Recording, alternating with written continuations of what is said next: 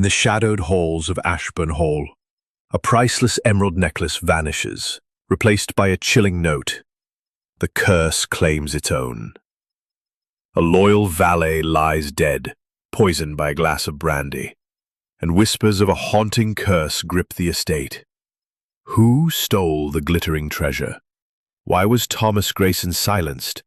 And what secrets lurk in the hearts of the Ashburn family?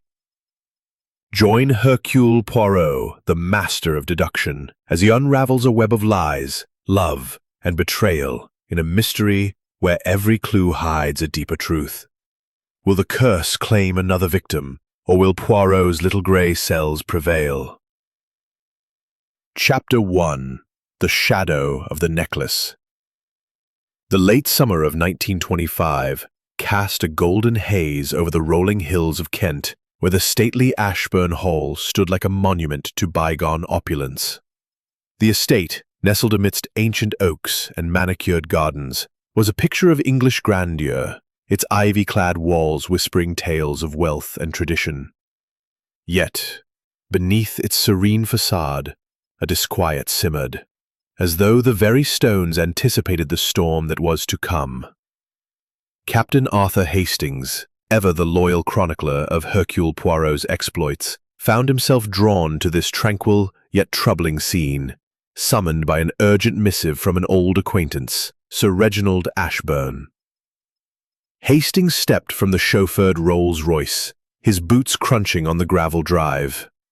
The air was warm, scented with roses and the faint tang of impending rain. He adjusted his hat, his broad shoulders squared against the weight of an unspoken unease. Sir Reginald, a baronet of considerable means but dwindling vitality, had written of a matter both delicate and pressing.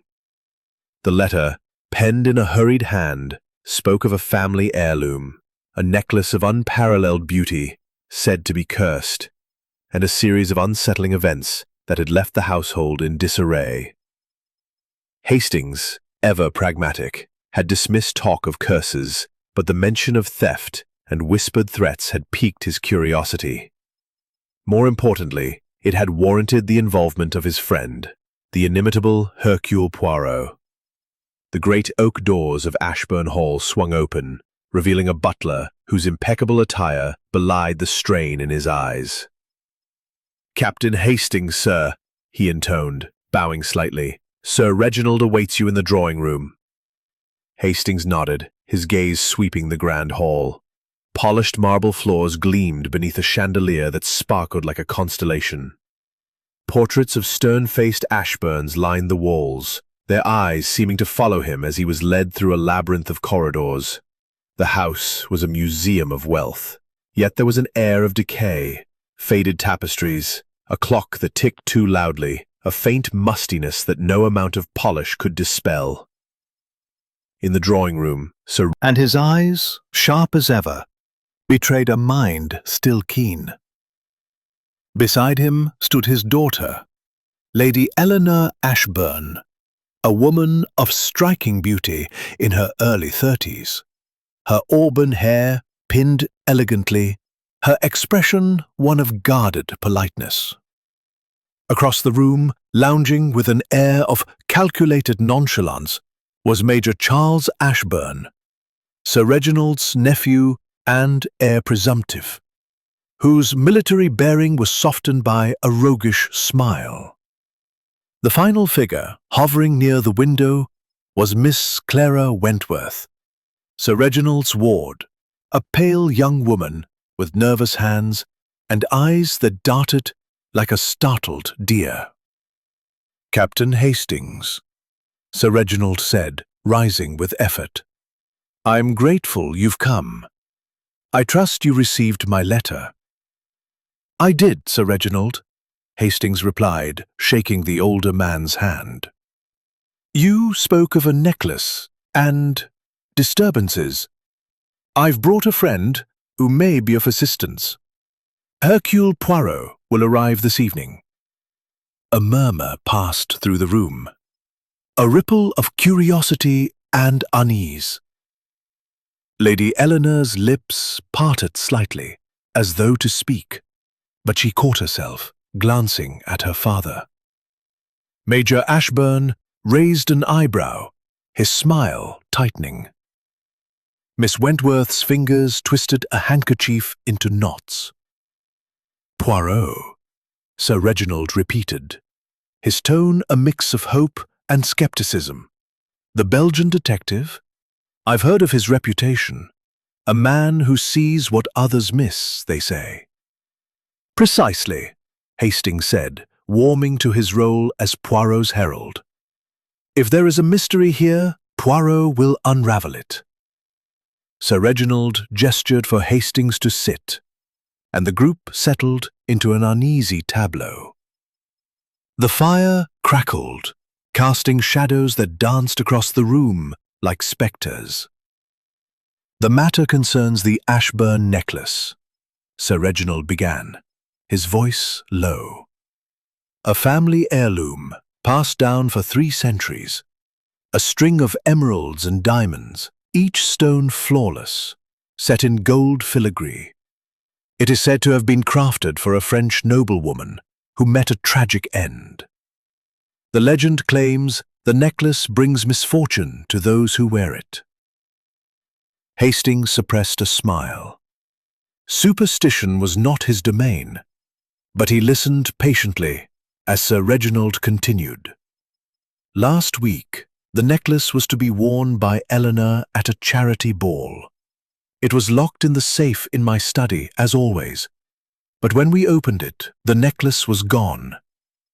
In its place was a note, a single line. 'The curse claims its own.'" Lady Eleanor shivered, her eyes fixed on the fire. "The doctor says.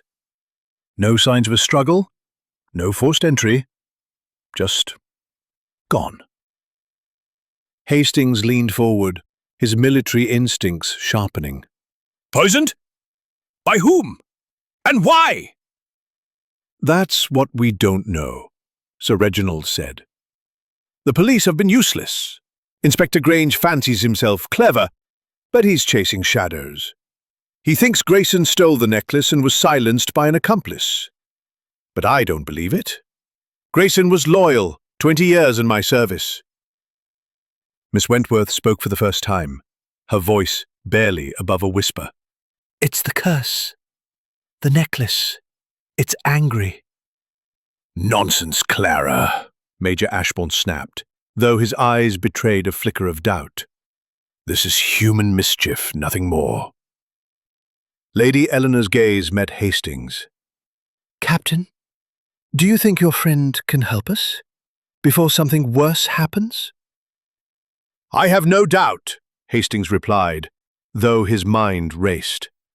A stolen necklace, a dead valet, and a household gripped by fear. Poirot would find this puzzle irresistible.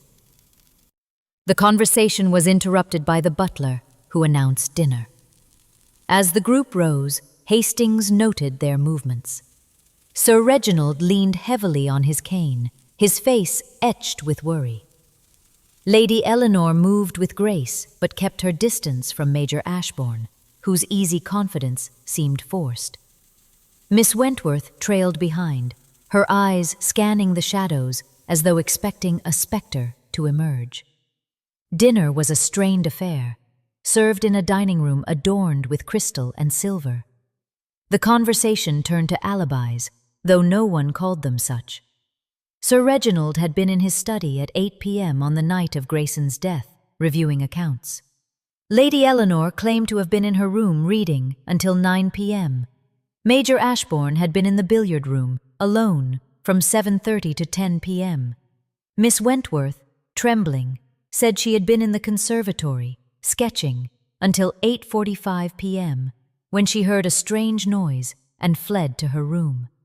Hastings filed these details away, knowing Poirot would dissect them with surgical precision. As the meal concluded, a distant rumble of thunder heralded the arrival of a storm. The butler entered, his face pale. "A gentleman has arrived, sir. A Mr. Hercule Poirot." Hastings rose, a smile breaking through his concern. "Show him in." Moments later, Hercule Poirot stepped into the dining room, his presence commanding despite his diminutive stature. His patent leather shoes gleamed, his moustache was a work of art, and his green eyes sparkled with intelligence. He bowed slightly, his voice smooth as velvet. Mesdames et messieurs, I am Hercule System, Hercule Poirot at your service. Captain Hastings has informed me of your troubles, and I assure Your talents. Poirot's gaze swept the room, lingering on each face as though reading a book. A necklace vanishes, a man is dead, and whispers of a curse fill the air. Très intéressant. But fear not, for where there is mystery, there is also truth, and I, Hercule Poirot, shall uncover it. As the storm broke outside, lightning illuminating the tense faces around the table, Hastings felt a familiar thrill. The game was afoot, and with Poirot at the helm, no secret would remain hidden for long. Chapter 2. The Shadow of Death. The storm that broke over Ashbourne Hall seemed to mirror the turmoil within its walls. Rain lashed against the tall windows of the dining room, and the wind howled through the ancient oaks, casting eerie shadows that flickered across the faces of the assembled company. Hercule Poirot, seated at the polished mahogany table, sipped his coffee with an air of serene detachment, his sharp green eyes observing every nuance of the scene before him. Captain Hastings, seated to his right, felt the familiar stir of anticipation. Poirot's presence was a beacon of clarity in the murk of mystery, and the Belgian detective's calm demeanor belied the intensity of his scrutiny. The dinner had concluded, but the group lingered, as though reluctant to break the fragile civility that held them together. Sir Reginald Ashbourne, his face drawn with fatigue, recounted the events leading to the discovery of Thomas Grayson's body. "It was just past 8 in the morning," he said, his voice heavy. "I went to the library to fetch a book, and there he was, slumped in an armchair by the fireplace. His face was peaceful, almost as if he was sleeping, but the doctor confirmed it. Cyanide poisoning. The glass of brandy on the table beside him, it was laced with the stuff." Poirot tilted his head, his fingers steepled. "Cyanide, you say? A poison swift and merciless. And the glass, tell me, Sir Reginald, was it examined? Were there fingerprints, perhaps?" Sir Reginald shook his head. "Inspector Grange took it away for analysis, but he said it was clean. Not a single print. Not even Grayson's. Wiped, most likely." "Wiped," Poirot repeated softly, his eyes narrowing. "Most curious. A murderer who takes such care suggests premeditation, no? And the brandy, where was it poured?" "From the decanter in the library," Lady Eleanor interjected, her voice steady, but her hands clasped tightly in her lap. "It's always kept there for guests or late-night reading. Anyone could have tampered with it. Anyone with access Himself was often there, fetching books for Uncle Reginald. Indeed, Poirot said, his gaze flicking to the Major. "And you, Major Ashbourne, where were you between, say, 7 and 10 o'clock on the evening of Mr. Grayson's death?" The Major's smile was tight, his eyes meeting Poirot's without flinching. "As I told Captain Hastings, I was in the billiard room, practicing my shots. Alone, I'm afraid. No one to vouch for me unless you count the billiard balls." Poirot's lips twitched, but he said nothing, turning instead to Miss Clara Wentworth, who sat pale and silent at the table's edge. "And you, mademoiselle? You mentioned a noise in the conservatory. Tell Poirot, What was this noise? Clara's eyes widened, her fingers twisting her napkin. It was a sort of scraping, like something being dragged across the floor. I thought it was the wind at first, but it was too deliberate. I was sketching and the light was fading, so I ran to my room and locked the door. At what time, précisément? Poirot pressed. About 8:45, Clara said, her voice trembling. I didn't look at the clock, but the hall clock was striking 9 when I reached my room. Poirot nodded, his expression unreadable. And you, Lady Eleanor, you were reading, I understand? Yes, Eleanor replied, her tone measured. In my room from 7 until 9. I heard nothing unusual, though I confess I was absorbed in my book. Poirot's eyes lingered on her for a moment before turning to Sir Reginald. And you, monsieur, were in your study, reviewing accounts. The study, it is near the library, no? Adjoining, Sir Reginald confirmed. There's a connecting door, though I keep it locked. I heard nothing, saw nothing. I retired to bed around 9:30. Hastings watched as Poirot absorbed these details, his mind no doubt cataloguing every word, every gesture. The detective's method was meticulous, his questions deceptively simple, designed to uncover not just facts, but the human frailties beneath them. Hastings himself noted the alibis, Sir Reginald in the study from 8 to 9:30, Lady Eleanor in her room from 7 to 9, Major Ashbourne in the billiard room from 7:30 to 10, and Clara in the conservatory until 8:45. Each claimed solitude, yet the library, where Grayson met his end, was accessible to all. Poirot set down his coffee cup with a delicate clink. Let us now visit this library, if you please, the scene of the crime. It speaks to those who listen. The group rose, their movements stiff with unease, and followed Poirot through the dimly lit corridors. The library was a grand room, its walls lined with leather-bound tomes, its air heavy with the scent of old paper and polished wood. The armchair where Grace crystal decanter, half filled with amber liquid, and an empty glass, Grayson's presumably now in police custody.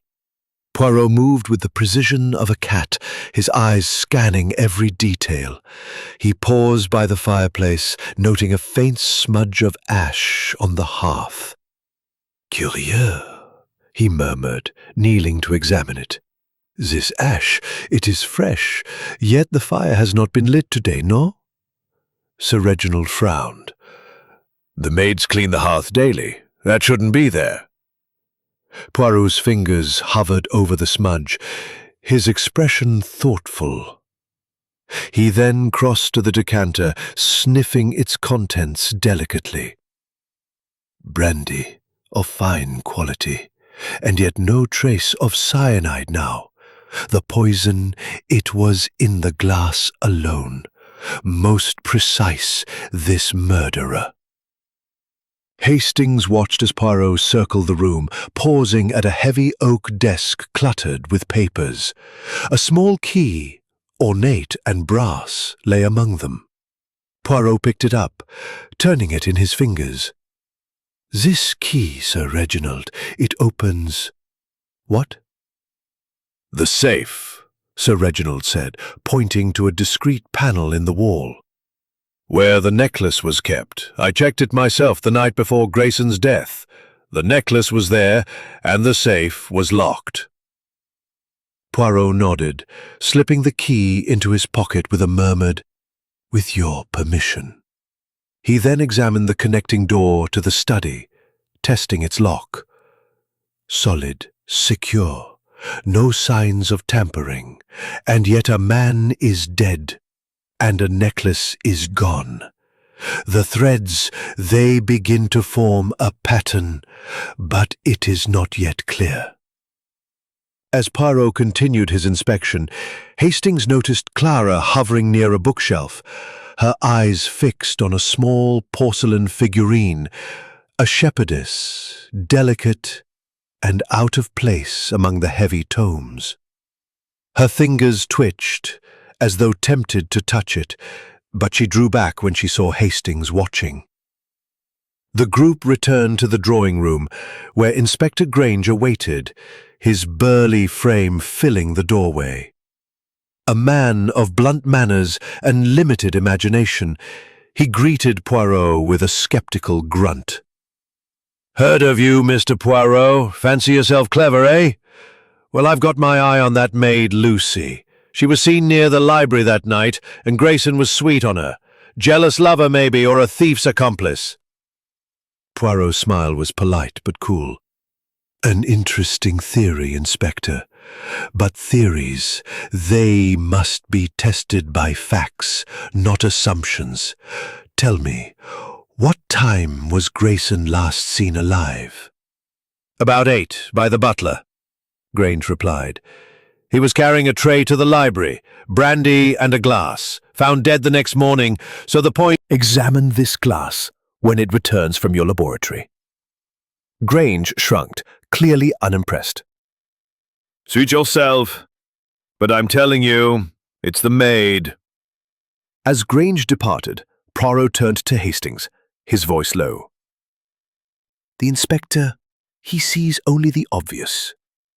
But the truth, mon ami, it hides in the details, the ash, the key, the figurine, and the minds of those who sit so quietly, yet harbor such secrets." The storm raged on, and as the household dispersed to their rooms, Hastings felt the weight of the mystery deepen. A man was dead, a necklace was gone, and Poirot's little grey cells were only beginning to unravel the tangled web of Ashbourne Hall. Chapter 3. The Maestro Enters. The storm that had battered Ashbourne Hall the previous night had softened to a persistent drizzle, cloaking the estate in a grey veil that seemed to mirror the unease within its walls. The breakfast room, bathed in the dim light filtering through tall, rain-streaked windows, hummed with a strained quiet, broken only by the clink of porcelain and the occasional rustle of a newspaper. Captain Hastings sat at the polished table, his notebook open, his pen scratching observations with military precision. Each member of the household moved with a guarded caution, as though a single misstep might unravel a carefully hidden truth. Into this taut atmosphere stepped Hercule Poirot, his patent leather shoes gleaming like polished obsidian, his moustache a perfect crescent, his green eyes glinting with the predatory focus of a hawk. Poirot declined the offer of breakfast, opting for a delicate cup of tisane, which he cradled with an almost ceremonial air. "Mon ami," he murmured to Hastings, his voice a velvet whisper that carried a weight of intent. "This household, it is a clock with a broken mechanism. Each cog turns, but none align. We must listen, Hastings, to the silences between their words, for there the truth hides." Hastings nodded, his gaze sweeping the room. Sir Reginald Ashbourne, at the head of the table, toyed with his untouched eggs, his lined face a map of worry and sleepless nights. Lady Eleanor, seated opposite, maintained an elegant facade, but her eyes, sharp and restless, darted to the door at every servant's footfall. Major Charles Ashbourne, lounging with a newspaper, feigned nonchalance, but his fingers gripped the pages too tightly, betraying a mind adrift. Miss Clara Wentworth, pale as a wraith, stared into her tea, her hands knotted in her lap, her breath catching as though she sensed an unseen shadow. Poirot set down his cup with a deliberate clink, drawing every eye. His smile was polite, but his voice carried a quiet menace. "Mesdames et messieurs, your hospitality is noted, but the time for pleasantries is past. A man lies dead this affair." A shiver of unease rippled through the room, the air growing thicker. Sir Reginald cleared his throat, his voice unsteady. Of course, Mr. Poirot. My study is at your disposal. Shall I begin? "No," Poirot said, raising a hand, his tone sharp as a blade. "The staff, they see what the family conceals. I shall start with the butler, Mr. Stevens. Stevens, a tall figure with a face carved from stone, entered the study, his posture rigid as a sentinel. Poirot, seated at Sir Reginald's desk, gestured to a chair, but Stevens remained standing, his hands clasped tightly behind his back, a faint tremor betraying his calm. "Mr. Stevens," Poirot began, his eyes locked on the butler's. "You were the last to see Mr. Grayson alive. At 8 o'clock on the night of his death, no? Describe his demeanor." Stevens hesitated, his jaw tightening. "He was distracted, sir. Not himself. He carried a tray, brandy and a glass, to the library, as Sir Reginald often requests. I thought it routine." Poirot's gaze sharpened, a predator sensing weakness. "And no one else was near the library? No shadow, no sound?" "None, sir," Stevens said, his voice steady but his eyes flickering. "The house was still. The family was elsewhere, the servants below."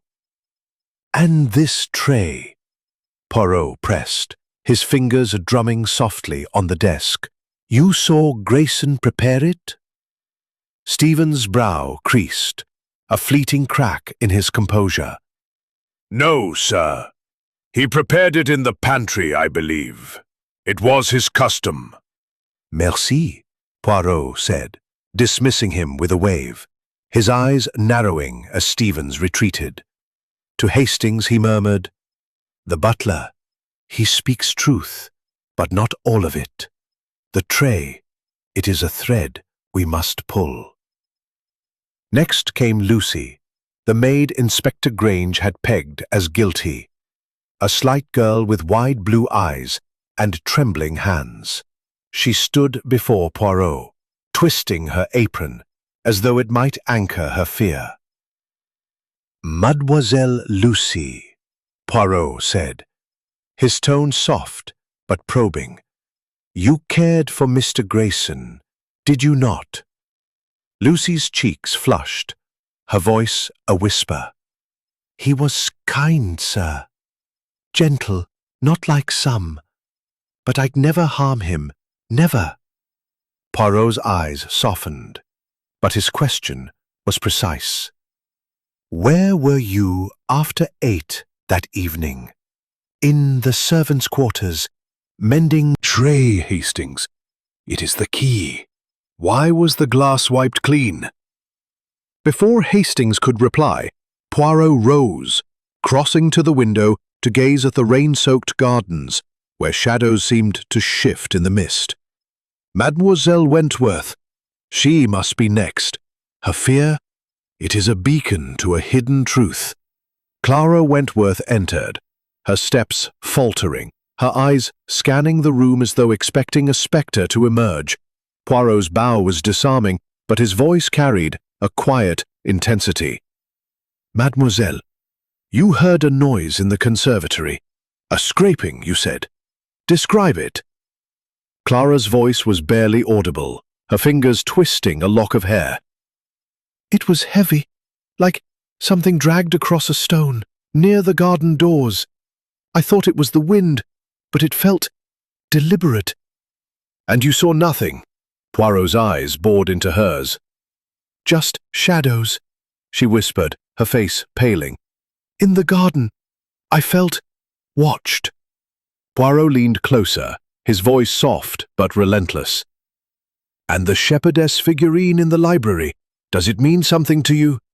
Clara flinched, her breath catching. "It's just a trinket, isn't it?" "Perhaps," Poirot said, his gaze piercing. "Merci, mademoiselle." As she hurried out, Hastings leaned in. "She's hiding something, isn't she?" Poirot's smile was cryptic. "Her nerves, they betray a secret. The figurine, it draws her eye, yet she denies its significance. Why?" The morning continued with interviews of Lady Eleanor, whose calm precision faltered under Poirot's probing, and Major Ashbourne, whose flippancy masked a flicker of unease. Sir Reginald, weary and defensive, revealed the safe's mechanics, but bristled at questions of family discord. As noon loomed, Poirot led Hastings back to the library, where the air seemed to pulse with secrets. He knelt by the fireplace, examining the smudge of ash, then moved to the bookshelf, lifting the shepherdess figurine. "Regardez, Hastings," he said, pointing to a faint scratch on its base. It was moved, the dust disturbed. "This is no mere decoration." Hastings frowned. "A hiding place." "Nothing is without purpose in a murder," Poirot said, his voice low. "This figurine, it whispers of intent." As they left, a maid's hurried whisper about a letter found in Grayson's room reached Poirot's ears. His eyes gleamed. "A letter, Hastings. It may speak where the dead cannot.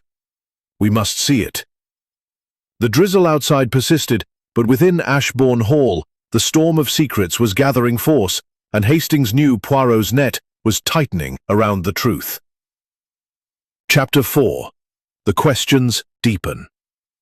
The rain had softened to a fine mist by midday, cloaking Ashbourne Hall in a veil of grey. A letter in Thomas Grayson's room had sparked Poirot's interest, and, as they followed the maid to the servants' quarters, Hastings sensed the detective's mind was already piecing together fragments of the puzzle. Their servants' quarters, tucked away in the east wing, were a stark contrast to the opulence of the main house. Narrow corridors, plain wooden floors, and the faint scent of damp linen marked the space where the staff lived and worked. The maid, a nervous girl named Annie, led them to Grayson's small room, its furnishings sparse, a single bed, a worn dresser, and a desk cluttered with a few personal effects. On the desk lay the letter, a single sheet of paper folded neatly, its edges slightly creased as though handled with care. Poirot picked up the letter with gloved hands, his eyes scanning the handwriting before he read it aloud. "Thomas, meet me in the library at 8. We must speak of the necklace. Discretion is paramount." "It is unsigned," he noted, his voice tinged with intrigue. "The hand, it is elegant, educated. Not the scrawl of a servant, I think." Hastings leaned over, studying the note. "No signature, but it's clearly someone in the household. Who would Grayson meet about the necklace, and why the secrecy?" Poirot's lips curved into a faint smile. "That, mon ami, is the question. The necklace, it is the heart of this affair, yet its theft is but a shadow cast by a greater crime. This letter, it is a thread we must follow." Leaving the room, Poirot instructed Annie to summon the housekeeper, Mrs. Hargreaves, who arrived promptly, her stern demeanour softened by a flicker of grief for Grayson. A woman in her 50s, with grey hair pulled tightly into a bun, she stood before Poirot with the air of one accustomed to authority. "Mrs. Hargreaves," Poirot began, his tone courteous but firm. "You were in the servants' quarters on the evening of Mr. Grayson's death, I understand. Can you confirm the movements of Lucy, the maid?" Mrs. Hargreaves nodded. "Lucy was mending linens from 7:30 until nearly 10, sir. I saw her myself. She never left the servants' hall." "And Mr. Grayson?" Poirot pressed. "When did you last see him?" "Around 7:45, she replied. "He was in the pantry, preparing a tray for the library. He seemed distracted, but I thought it was just his way. He was always quiet, Grayson was." Poirot's eyes gleamed. "Distracted, you say? And this tray, did you see its contents?" "A glass and the brandy decanter," she said. "Same as always when Sir Reginald wanted a drink in the library." "Merci, Mrs. Hargreaves," Poirot said, dismissing her. As she left, he turned to Hastings. "The tray again, Hastings. It is the pivot on which..." Examine the scene in daylight. The room was as grand as before, its shelves heavy with books, its air thick with the weight of secrets. Poirot moved to the armchair where Grayson had been found, his fingers tracing the armrest as though it might whisper its story. He paused by the fireplace, noting the smudge of ash he had observed the previous evening. "This ash," he murmured.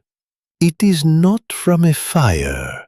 It is too fine, too deliberate. Perhaps cigarette ash?"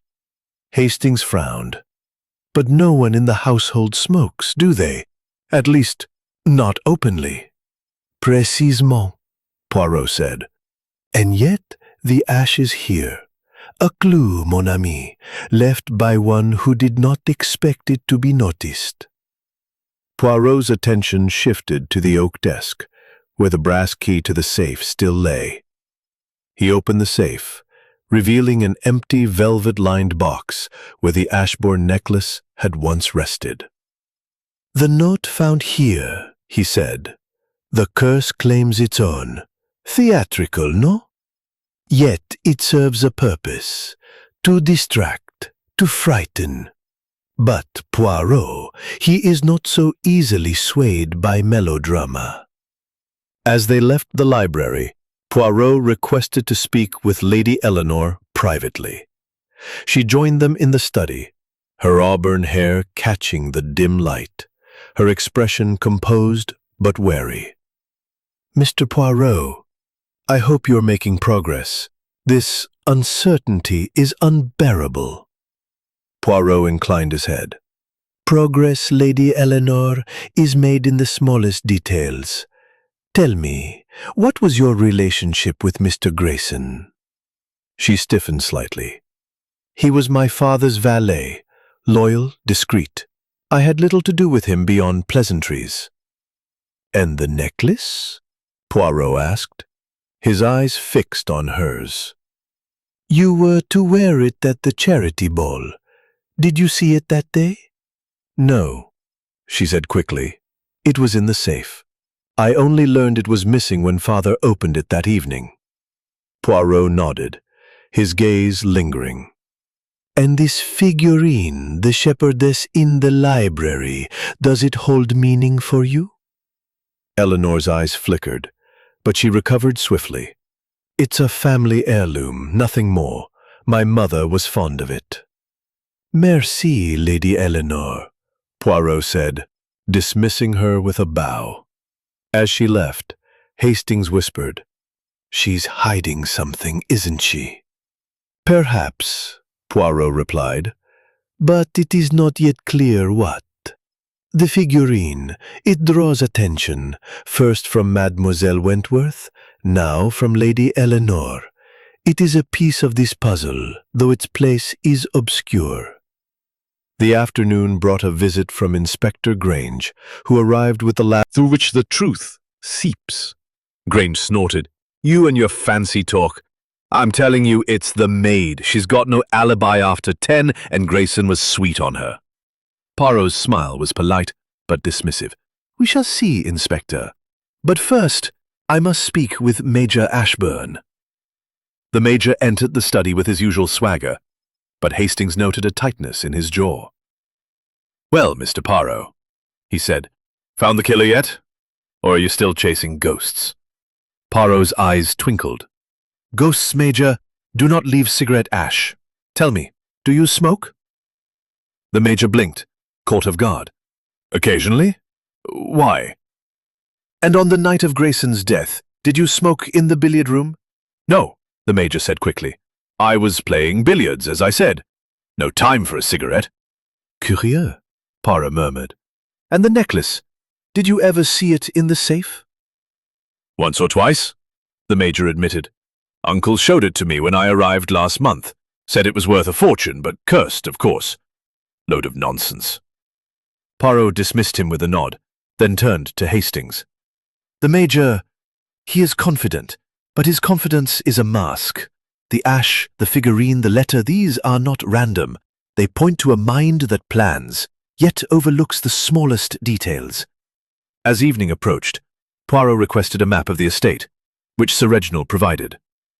The detective studied it intently, noting the proximity of the conservatory to the library and the garden beyond. "The noise Mademoiselle Wentworth heard," he said. "It is significant. A scraping, heavy, deliberate. Perhaps something was moved or hidden." Hastings felt the familiar thrill of Poirot's mind at work. "You think the necklace is still here, don't you?" Poirot's eyes gleamed. "The necklace, mon ami, is the key, but not in the way we expect. Tomorrow we shall explore the garden. The shadows Mademoiselle Wentworth saw, they may hold the answer." As the household retired for the night, the mist outside thickened, and Hastings couldn't shake the feeling that the walls of Ashburn Hall were closing in, guarding secrets that only Poirot's relentless logic could unveil. Dawned over the reluctant sun, its rays piercing the lingering mist to cast a pale glow across the estate. The air was heavy with the scent of damp earth and fading roses, and a quiet unease hung over the household as Captain Hastings followed Hercule Poirot into the gardens. Poirot, dressed impeccably in a tailored overcoat, carried a small walking stick, which he used to prod the ground with deliberate care. His green eyes scanned the landscape, taking in every detail: the neatly trimmed hedges, the stone paths winding toward the conservatory, and the shadowy expanse of lawn where Clara Wentworth had claimed to see a cloaked figure. "Mon ami," Poirot said, pausing by a bed of late-blooming dahlias. "The garden. It is a place of secrets. Mademoiselle Wentworth's tale of shadows and scraping noises, it is not the work of ghosts, but of men. Or perhaps women." His lips curved into a faint smile, but his gaze remained sharp. Hastings, ever the practical soldier, surveyed the area. If something was dragged, as Clara said, there should be marks, but the rain would have washed them away by now, wouldn't it? "Perhaps," Poirot replied, crouching to examine the stone path leading from the conservatory to the garden. "But the rain, it does not erase everything. Regardez, Hastings, these stones, they are uneven, and here," he pointed to a faint scratch barely visible, etched into the edge of a flagstone. "Something heavy was moved, no? Not a branch, but perhaps a box, a case. Something that could hold a treasure." "The necklace?" Hastings asked, his pulse quickening. Poirot's eyes twinkled. "Patience, mon ami. The necklace, it is the lure, but the murder of Grayson, it is the heart of this affair. Let us see what else the garden reveals." Their exploration was interrupted by the arrival of Inspector Grange, whose heavy footsteps announced his presence long before he appeared. His face was flushed with self-assured triumph, and he clutched a small evidence bag in his hand. "Mr. Poirot," he said, barely acknowledging Hastings, "I've got something you'll want to see. Found it in Lucy's room, hidden in a sewing box." He held up the bag, revealing a tiny glass vial, its stopper intact but its contents unmistakably crystalline. "Cyanide," Grange declared. "The same stuff that killed Grayson. I told you she was involved." Poirot took the bag, examining the vial with a critical eye. "Most interesting, Inspector. And you believe this proves Mademoiselle Lucy's guilt?" "Who else?" Grange said, folding his arms. "She's got no alibi after 10, she was sweet on Grayson, and now this. Motive, means, opportunity, all there." Poirot's smile was polite but edged with skepticism. "A vial of poison. It is a clue, oui, but not a conclusion. Tell me, Inspector, where was this sewing box?" "Under her bed," Grange replied. "Tucked away like she didn't want anyone finding it." "Curieux," Poirot murmured. "A murderer who wipes a glass clean of fingerprints, yet leaves a vial of poison in so obvious a hiding place. It is almost too convenient." Grange bristled. "You're overthinking it, Poirot. Sometimes the obvious answer is the right one." "Perhaps," Poirot said, handing the vial back. "But the obvious, it is often a trap. I shall consider this, Inspector. Merci." As Grange departed, Poirot turned to Hastings. The vial. It is a red herring, mon ami. Planted, I suspect, to divert suspicion. In the contradictions. Lucy. She is frightened, but not of guilt.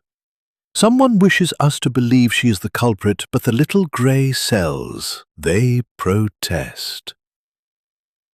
Returning to the house, Poirot requested a meeting with Sir Reginald in the study. The baronet, looking frailer by the day, sat behind his desk, his hands clasped tightly. "Mr. Poirot," he said, "this business with the maid, do you believe it? Grayson was like family. I can't imagine Lucy—" Poirot inclined his head. "Sir Reginald, let us speak of the necklace. You said it was locked in the safe the night before Grayson's death. Who else knew the combination?" "Only myself," Sir Reginald replied. "And Eleanor, of course. She was to wear it at the ball. The safe is old but secure, and the combination is not written down." "And the key?" Poirot asked, producing the brass key from his pocket. "It was on your desk, unguarded." Sir Reginald flushed. "A lapse, I admit, but the safe requires both the key and the combination. Without both it cannot be opened." Poirot nodded, his expression unreadable. "And the note, the curse claims its own. You found it in the safe. Was it in an envelope?" "No," Sir Reginald said. "Just folded, placed where the necklace should have been." "Most theatrical," Poirot murmured. "A gesture designed to inspire fear. Tell me, Sir Reginald, are there tensions within your family? Secrets, perhaps, that might lead to such a crime?" Sir Reginald hesitated, his eyes flickering to the door. "Every family has its strains, Mr. Poirot. Charles, my nephew, is, ambitious. He stands to inherit, but he's impatient. Eleanor, she's strong-willed, determined to forge her own path. And Clara, poor girl, she's sensitive, haunted by her past. But murder? I cannot believe it of them." Poirot's gaze softened, but his voice remained firm. "The heart, Sir Reginald, it conceals as much as it reveals. Merci for your candour."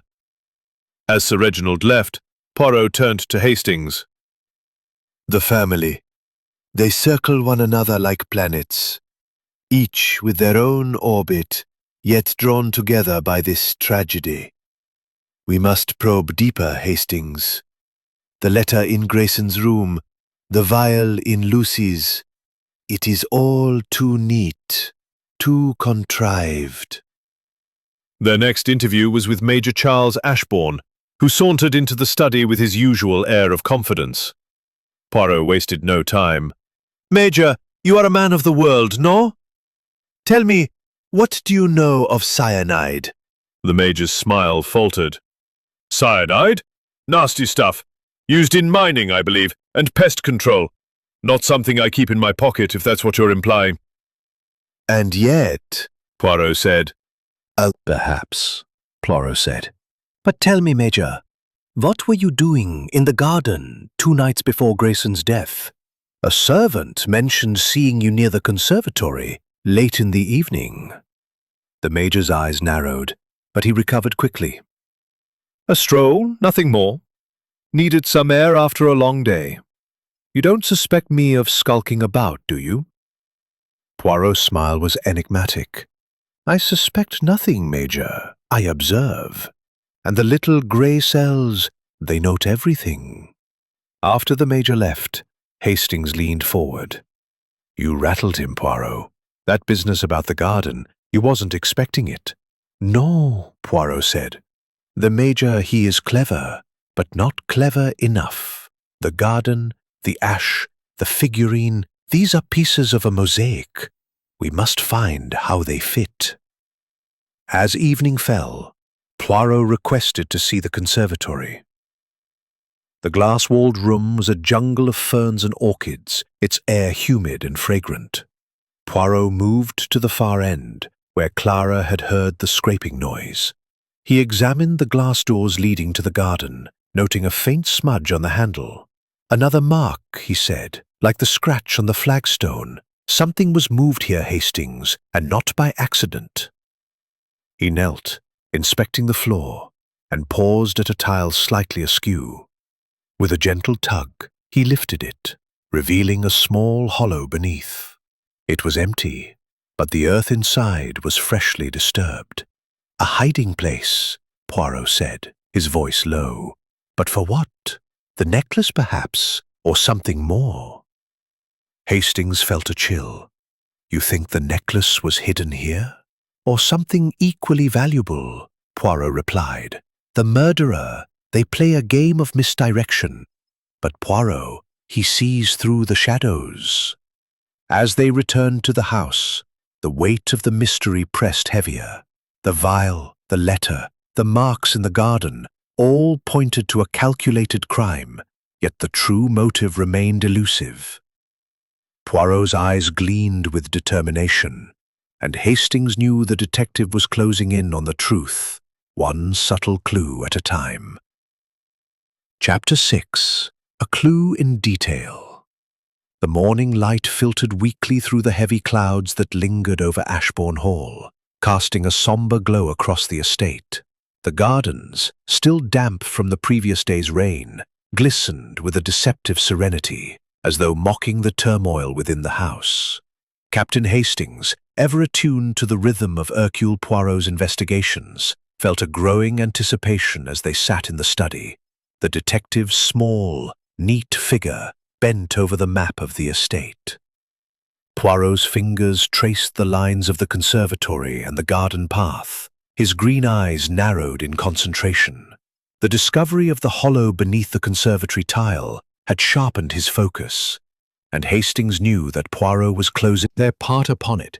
The scratch on the flagstone, the smudge on the door, the hollow tile. These are not accidents. They are the fingerprints of intent.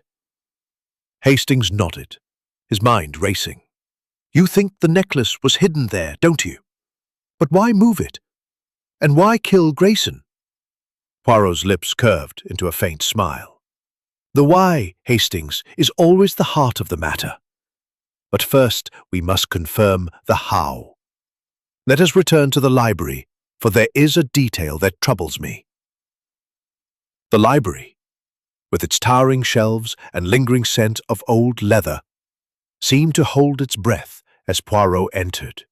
He moved directly to the shepherdess figurine on the bookshelf, his gloved hands lifting it with care. The porcelain was delicate, its painted features serene, yet Poirot's expression was one of intense scrutiny. He turned the figurine over, examining the scratch on its base that he had noted earlier. "This mark," he said, "it is not accidental. The figurine was moved, perhaps dropped, and then replaced. But why?" Hastings peered over his shoulder. "Could it be a hiding place, like the tile in the conservatory?" "No," Poirot said, setting the figurine down. "It is too small, too fragile for such a purpose. But it draws attention, first from Mademoiselle Wentworth, then from Lady Eleanor. It is a signal, Hastings, though its meaning is not yet clear." Poirot's gaze shifted to the fireplace, where the smudge of ash still lingered on the hearth. He knelt, producing a small magnifying glass from his pocket. "This ash," he murmured, "it is not from a cigarette, as I first thought. It is finer, almost powdery. Perhaps from a cigar?" Hastings frowned. "A cigar? But Sir Reginald doesn't smoke, and the Major said he didn't that night." "Précisément," Poirot said, his eyes gleaming. "And yet, the ash is here. A contradiction, mon ami, and contradictions are the breadcrumbs of truth." Their inspection was interrupted by the arrival of the butler, Stevens, who carried a tray with a pot of tea and a folded note. "This was found in the conservatory, sir," he said, handing the note to Poirot. "Tucked beneath a potted fern. One of the maids discovered it this morning." Poirot unfolded the note, his eyes scanning the brief message. "Meet me at midnight, the garden." Again unsigned, he said, passing it to Hastings. "The handwriting, it is similar to the letter found in Grayson's room. elegant, precise. But this time, no mention of the necklace. Hastings studied the note. Midnight. That's after Grayson's death. Someone was planning another meeting. But who? That, Poirot said, is what we must discover. Let us speak with Mademoiselle. Poirot's piercing gaze. Mademoiselle, Poirot began, his tone gentle but insistent. You heard a noise in the conservatory, a scraping, you said. But you also saw a shadow, a figure. Can you describe it further? Clara hesitated, her voice barely audible. It was tall, I think, cloaked, or perhaps wearing a long coat. It moved quickly toward the garden. I was so frightened I didn't look closely. And this note, Poirot said, holding up the paper. Have you seen it before? Clara's eyes widened, and she shook her head vehemently. No, never. I don't know anything about it. Poirot leaned forward, his voice softening. Mademoiselle, fear is a heavy burden. If you know something, even a small thing, it is better to share it with Poirot. The truth. It protects those who speak it. Clara's lips trembled, and for a moment Hastings thought she might break. But she shook her head again, tears welling in her eyes. I don't know anything. Please, I just want this to be over. Poirot dismissed her with a nod, but as she left, he turned to Hastings. She knows more than she says, mon ami. The figurine, the shadow, she is connected to this mystery, though she fears to admit it. Their next interview was with Lady Eleanor, who entered the study with her usual grace, though her eyes betrayed a flicker of unease. Poirot wasted no time. Lady Eleanor, the note found in the conservatory, does it mean anything to you?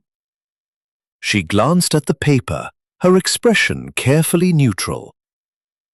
I've never seen it. Why would I? I rarely go to the conservatory. And yet, Poirot said, you are familiar with the garden, no? You walk there often, I am told. Eleanor's smile was tight. Occasionally, it's peaceful, especially in the evening. And 2 nights before Grayson's death, Poirot continued, were you there, perhaps near midnight? Her eyes narrowed, but she answered smoothly. No, I was in my room. As I told you, I was reading. Poirot nodded, his gaze unwavering. And the shepherdess figurine. Your mother was fond of it, you said. Did she ever mention its history? Eleanor hesitated, a rare crack in her composure. It was a gift from my father years ago. She cherished it. That's all I know. Merci, Poirot said, dismissing her. As she left, Hastings whispered, She's hiding something, Poirot. That pause. She knows more about the figurine. Oui, Poirot said. The figurine. It is a thread that connects them all, but we must tug gently. Silk, perhaps. Not the attire of a gardener, I think. Hastings' pulse quickened. From the cloaked figure Clara saw? Perhaps, Poirot said. Or from someone who wished to be seen as such. The garden, it is a place of deception. As they returned to the house, Poirot requested to see the household's accounts, which Sir Reginald provided reluctantly. The ledgers revealed financial strain, debts mounting, investments faltering. Sir Reginald, he is not as wealthy as he appears, Poirot murmured to Hastings. The necklace, it is not merely a treasure, but a lifeline. This changes the motive, no? Hastings nodded, his mind racing. If someone needed money, stealing the necklace makes sense. But why kill Grayson? Poirot's eyes gleamed. Because Grayson knew something, or saw something. The letter, the vial, the ash, these are not random. They are the work of a mind that plans, yet leaves traces of its haste. As evening fell, Poirot gathered the household in the drawing-room, his presence commanding despite his small stature. "Mesdames et messieurs," he said, "the clues, they multiply, but the truth remains elusive. A letter, a vial, a figurine, a scrap of silk, these are pieces of a puzzle. I ask you now, if you know anything, to speak. The silence, it protects no one." The room was still, each face a mask of guarded emotion. Clara's hands trembled, Eleanor's lips tightened, and the Major's smile was forced. Sir Reginald looked weary, his eyes fixed on the fire. Poirot's words hung in the air, unanswered, but Hastings knew the detective was planting seeds, waiting for them to sprout. As the household dispersed, Poirot turned to Hastings. "The net tightens, mon ami. Tomorrow we shall tug another thread, the letter, the figurine, the ash. One of them will lead us to the heart of this mystery." The mist outside thickened, and Hastings felt the weight of unseen eyes watching from the shadows of Ashburn Hall. Chapter 7. More Lies Surface. The air within Ashburn Hall seemed to grow heavier with each passing day, as though the walls themselves absorbed the weight of unspoken truths. By the afternoon of Hercule Poirot's third day at the estate, the mist had lifted, revealing a sky of pale blue, but the clarity outdoors did little to dispel the shadows of suspicion indoors. Captain Hastings, ever the steadfast companion, followed Poirot as they moved through the house, the detective's precise steps and sharp gaze betraying a mind in relentless pursuit of the truth. The discovery of the silk fragment, the mysterious note, and the financial strain hinted at in the ledgers had The elegant handwriting. His eyes narrowed in thought. "Mon ami," he said to Hastings, "these notes, they are written by the same hand, I am certain. The loops, the flourishes, they betray a cultured mind, one accustomed to command. But why two meetings? One with Grayson, one after his death? The pattern, it is not yet clear." Hastings leaned over the desk, studying the notes. The first note lured Grayson to the library, where he was poisoned. The second, midnight in the garden. Could it be a rendezvous that never happened? Or one that did? Poirot said, his voice low. The silk fragment, the hollow tile, the garden holds secrets yet to be revealed. But first, we must probe the human heart, for it is there that lies are born. Their next step was to interview Major Charles Ashbourne again, whose casual demeanor had begun to fray under Poirot's relentless scrutiny. The Major entered the study with a forced grin, his hands thrust into his pockets. "Back for more, Mr. Poirot? I've told you all I know." Poirot's smile was polite but piercing. "Major, you are a man of action, non? A soldier, accustomed to strategy. Tell me, what do you know of the financial state of Ashbourne Hall?"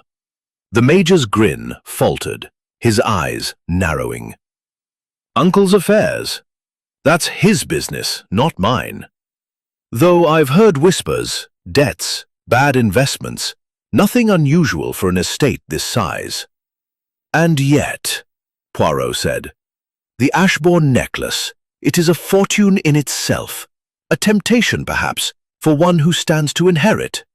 The Major's jaw tightened. "If you're suggesting I'd steal from my own family, you're barking up the wrong tree. I've got my own income, modest as it is." Poirot tilted his head. "And this income, it is sufficient for a man of your tastes. The clubs, the races, the late nights in London?" The Major flushed, his hands clenching. "You've been digging, haven't you?" "Yes, I enjoy a flutter now and then. doesn't make me a thief or a murderer." "No," Poirot said, his tone deceptively mild. "But it makes you a man with motive. Tell me, Major, did you ever speak with Grayson about the necklace?" The Major hesitated, then shook his head. "Never.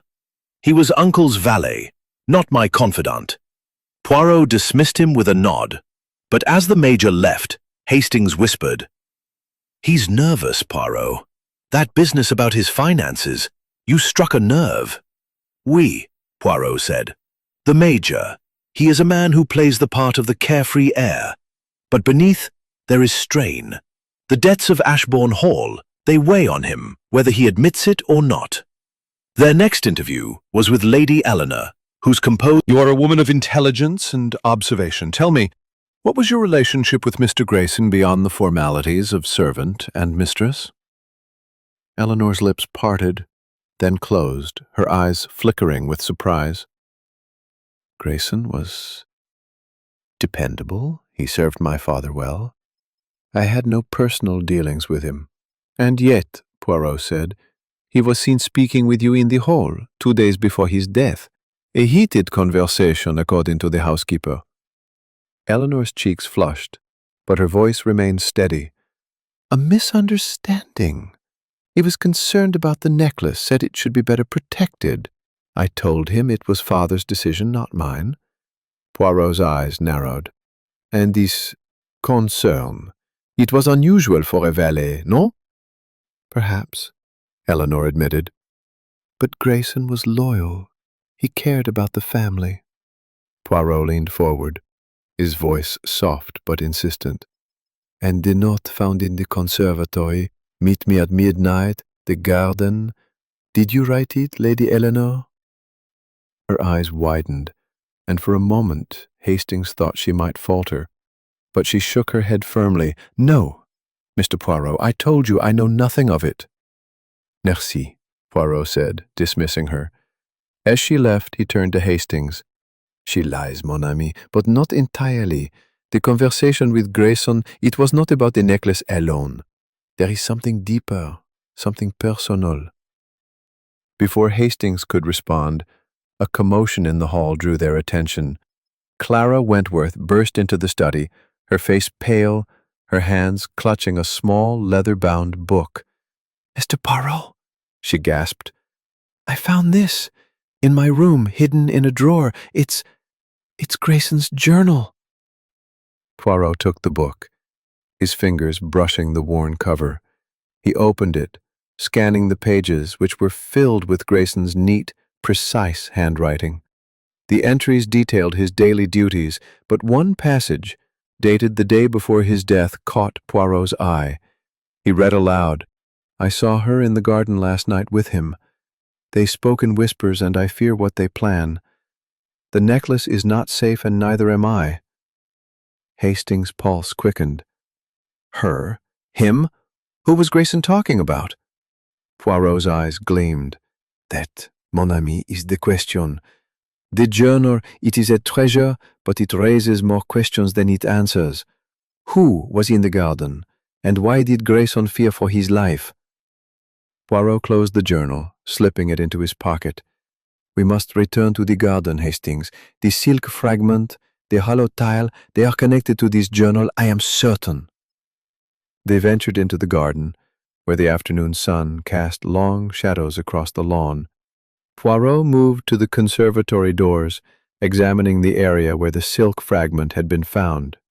He paused by a rose bush, its thorns sharp. The necklace, perhaps, but something of equal importance. Hastings frowned. "A weapon? Papers? Or evidence?" Poirot said. "The murderer. They are clever, but not infallible. They leave traces, however small." As they returned to the house, Poirot requested a meeting with the butler, Stevens, whose impassive demeanor had begun to crack under the strain of the investigation. In the study, Stevens stood rigidly, his hands clasped behind his back. "Mr. Stevens," Poirot said, "you are a man of observation, no? Tell me, did you ever see Grayson in the garden, perhaps with another?" Stevens hesitated, his eyes flickering. I saw him once, sir, a few nights before his death. He was near the conservatory speaking with someone. I couldn't see who, but they were whispering. And you did not report this? Poirot asked, his tone sharp. It wasn't my place, sir, Stevens said. Grayson was loyal. I thought it was a private matter. Poirot dismissed him with a nod, but his expression was grim. The lies, Hastings, they multiply. The garden, the journal, the whispers, they point to a conspiracy, but its shape is not yet clear. As evening fell, Poirot gathered the household in the drawing-room, his presence commanding silence. Mesdames, Messieurs, he said, the truth. It begins to emerge, but it is cloaked in deception. A journal, a note, a fragment of silk, these are not accidents. I urge you, if you know something, speak now. The net of justice, it tightens. The room was still, each face a mask of secrets. Clara's eyes darted to the floor. Eleanor's hands clenched, and the Major's smile was gone. Sir Reginald looked weary, his gaze fixed on Poirot. The lies were surfacing, and Hastings knew that Poirot was closing in on the truth. One delicate thread at a time. The emotional turning point. The late afternoon sun cast long golden fingers across the drawing-room of Ashbourne Hall, but the warmth did little to thaw the chill of suspicion that gripped the household. Hercule Poirot stood by the tall windows, his silhouette sharp against the fading light, his green eyes scanning the faces of the assembled company. Captain Hastings, seated near the fireplace, felt the tension in the room like a taut wire, ready to snap. The discovery of Grayson's journal, with its cryptic reference to a whispered meeting in the garden, had shifted the investigation, and Poirot's relentless probing had begun to unravel the carefully guarded facades of the Ashbourne family. Poirot turned from the window, his hands clasped behind his back, his voice calm but commanding. Mesdames et messieurs, he began, the threads of this mystery, they weave a complex tapestry. A necklace stolen, a man poisoned, notes and whispers in the dark. And now, a journal that speaks of secret. Silence that followed was heavy, broken only by the crackle of the fire.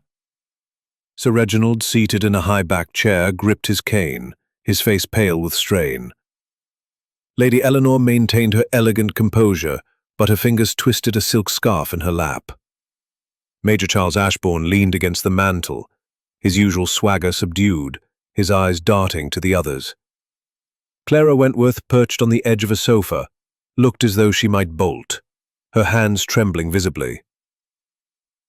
It was Clara who broke first, her voice a whisper that seemed to tear from her throat.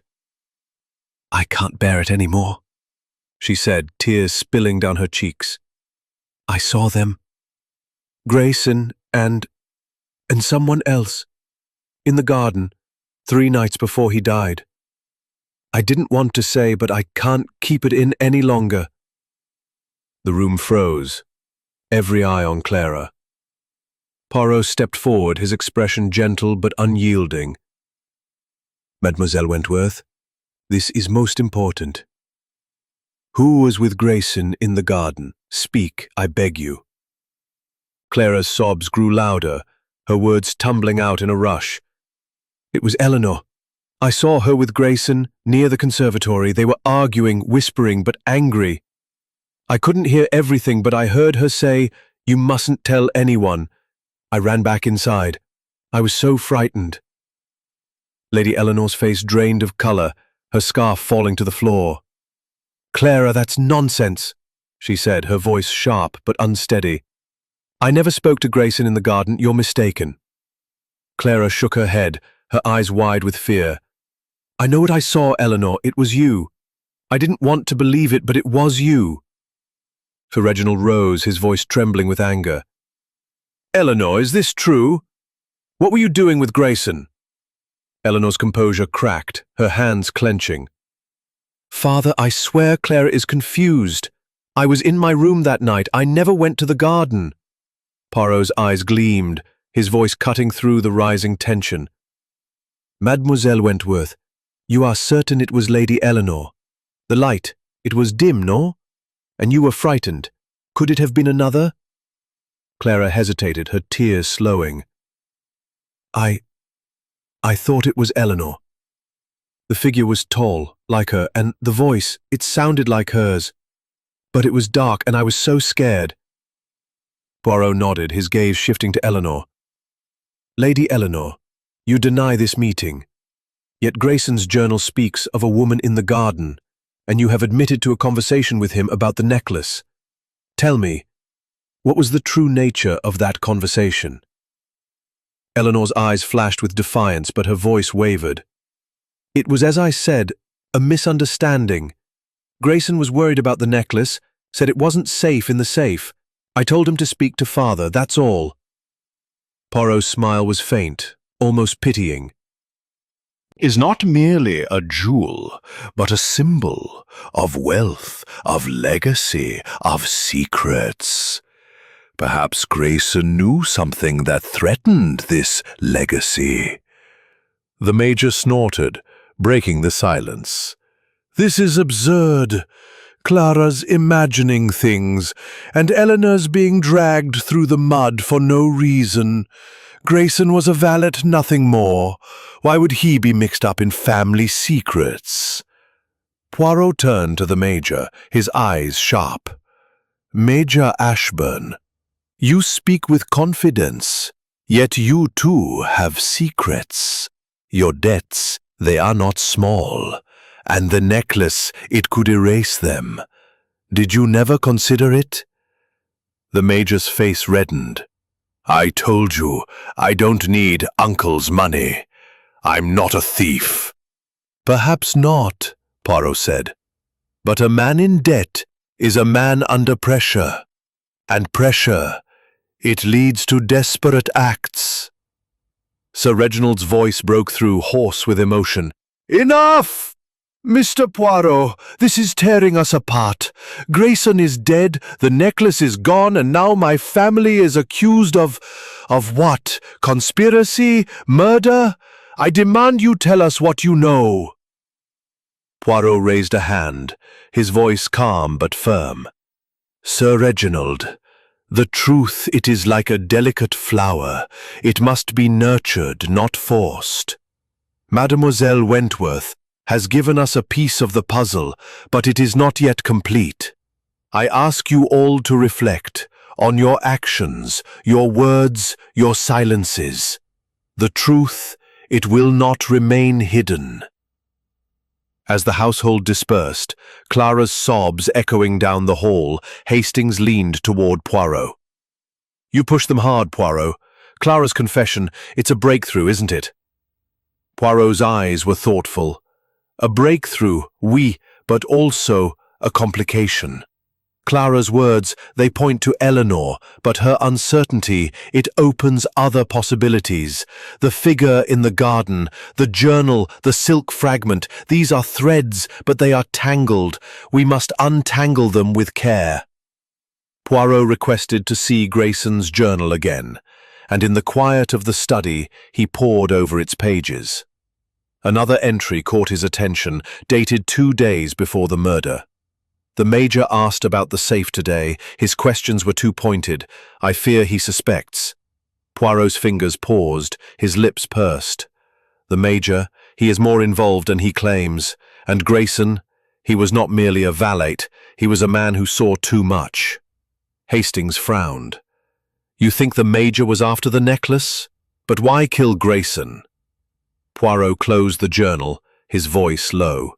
Grayson, he was a witness, perhaps to a theft, perhaps to something more. The necklace, it is the bait, but the motive, it is deeper, personal, passion. Garden, it is the key.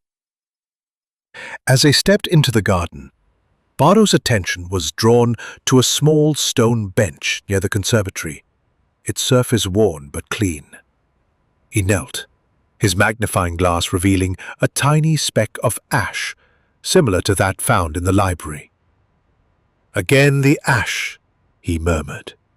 Not a cigarette, not a cigar, but something else, perhaps incense, burned to mask a scent or to create an illusion. Hastings' eyes widened. Incense. You think someone was trying to stage a supernatural event? The curse? Poirot's smile was enigmatic.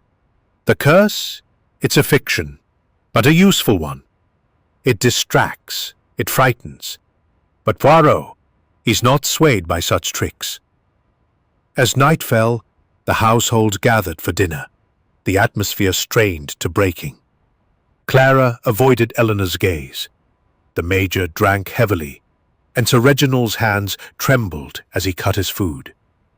Poirot, ever observant, noted every glance, every hesitation. Hastings knew the detective was waiting for another crack in the facade, another slip that would bring the truth closer to the surface. As they retired to the drawing room, Poirot whispered to Hastings, "The emotional tide, it has turned, mon ami. Clara's confession, it has shaken them. Tomorrow we shall set a trap, and the murderer, they will not escape the little grey cells."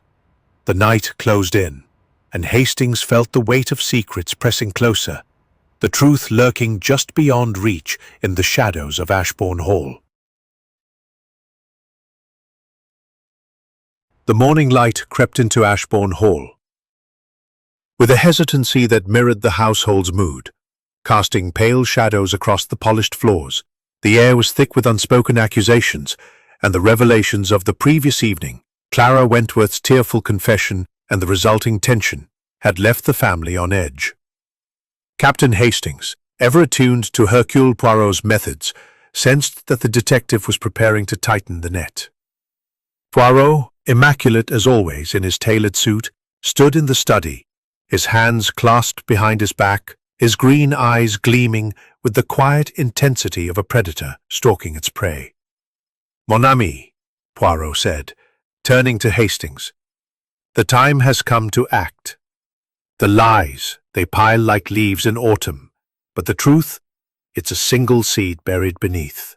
Today we shall set a trap, and the murderer, they will reveal themselves." Hastings leaned forward, his curiosity piqued. "A trap? What do you have in mind, Poirot?" Poirot's lips curved into a faint smile.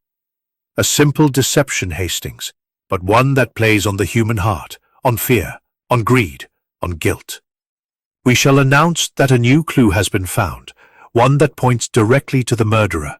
The guilty party, they will react, and in their reaction, we shall..." Poirot tapped the journal, still tucked in his pocket. "We shall say that Grayson's journal contains a hidden message, one that names the person he met in the garden. It is not true, of course, but the lie it will provoke." The plan was set in motion at luncheon, where the household gathered in the dining room, their faces drawn with strain. Sir Reginald sat at the head, his hands gripping the table's edge, while Lady Eleanor maintained her poised exterior, though her eyes darted to Clara, who sat pale and silent. Major Charles Ashbourne, his usual swagger subdued, sipped his wine with a forced air of nonchalance. The servants moved quietly, their presence a reminder of the unseen eyes and ears that permeated the house. Poirot rose, his small stature commanding the room's attention. "Mesdames et messieurs," he began, his voice clear and deliberate, "I have made a discovery of great importance. In Mr. Grayson's journal, there is a hidden message, a cipher, if you will, that reveals the identity of the person he met in the garden 3 nights before his death. This person, I believe, is the key to both the theft of the necklace and the murder." A ripple of shock passed through the room. Sir Reginald's knuckles whitened, Eleanor's fork paused mid-air, and the Major's glass froze at his lips. Clara's eyes widened, her hands trembling as she clutched her napkin. "A cipher," Sir Reginald said, his voice hoarse. "What does it say?" Poirot's gaze swept the room. noting every reaction. "The cipher, it is complex, but I am close to decoding it. By tomorrow, I shall know the name of the person Grayson feared, the person who may have poisoned him." The silence that followed was electric, each face a mask of guarded emotion. Hastings watched closely, his soldiers' instincts alert for any sign of guilt. Eleanor's lips tightened, the Major's fingers drummed on the table, and Clara's breath hitched audibly. Sir Reginald's eyes flickered to his daughter, a shadow of doubt crossing his face. As the meal concluded, Poirot excused himself, whispering to Hastings, "Observe, mon ami. The guilty one, they will act tonight. We must be vigilant." The afternoon passed in a haze of tension, the household moving as though under a spell. Poirot spent the time in the library, ostensibly studying the journal. But Hastings knew he was waiting, his senses attuned to the slightest disturbance. As evening fell, Poirot instructed Stevens to leave the conservatory doors unlocked, a subtle invitation to anyone seeking to cover their tracks. At 10 o'clock, Poirot and Hastings positioned themselves in the shadows of the Gleamed in the dark. The guilty, they are restless, Hastings. The pressure, it builds, and the trap, it beckons. Minutes ticked by, the silence broken only by the distant hoot of an owl. Then, at 10:30, a figure emerged from the house, moving swiftly toward the conservatory. The figure was tall, cloaked in a dark coat, their movements cautious but purposeful. Hastings strained to see, but the moonlight obscured their features. "Who is it?" he hissed. Poirot's hand gripped his arm, urging silence.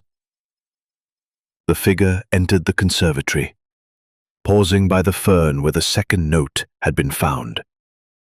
They knelt, their hands searching the soil, then rose abruptly, as though startled.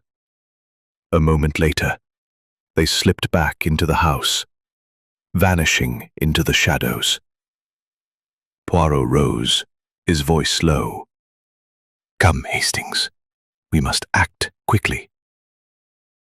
They hurried to the conservatory, where Poirot examined the fern.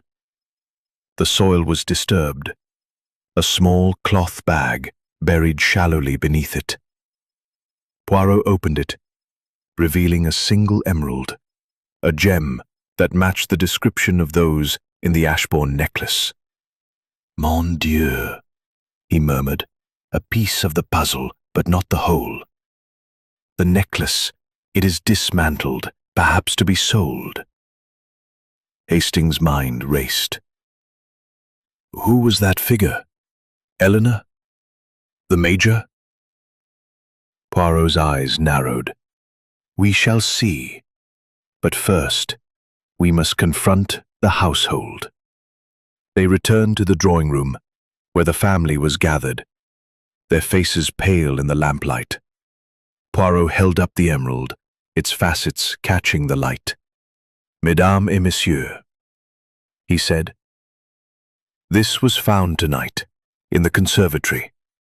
Someone sought to retrieve it, or to hide it further. Who among you was in the garden just now?" The room erupted in denials. Eleanor's voice was sharp. "I was here, Mr. Poirot. You saw me." The Major nodded, his jaw tight.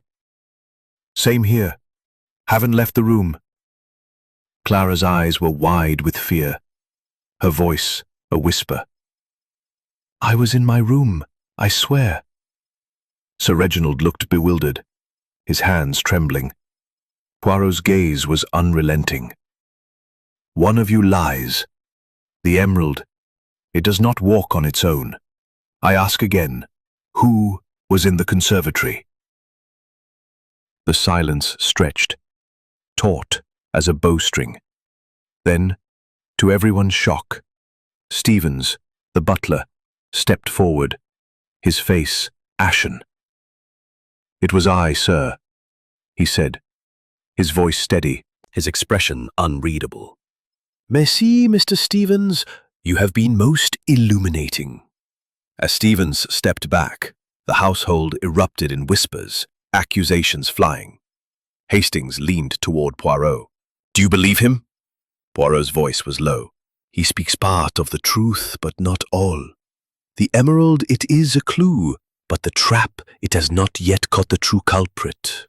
We must watch, Hastings, for the guilty one is close, and their next move will betray them." The night deepened, and Hastings felt the weight of the mystery pressing harder. The emerald, the journal, the figure in the garden. Poirot's trap had stirred the waters, but the truth remained just out of reach, lurking in the shadows of Ashbourne Hall. Chapter 10. The Reveal. The atmosphere in Ashbourne Hall was electric with tension, the air thick with the weight of secrets laid bare and secrets yet to be uncovered. The revelation of the emerald in the conservatory, coupled with Stevens's startling confession, had sent ripples of shock through the household, and Captain Hastings could feel the crescendo of Hercule Poirot's investigation approaching. The detective, his small frame radiating quiet authority, stood in the drawing room, his green eyes gleaming with the certainty of a man who had unraveled the final threads of a complex tapestry. The family and staff were gathered, their faces a mix of fear, defiance, and exhaustion, as Poirot prepared to deliver his denouement. "Mesdames et messieurs," Poirot began, his voice clear and measured, "we have reached the heart of this affair.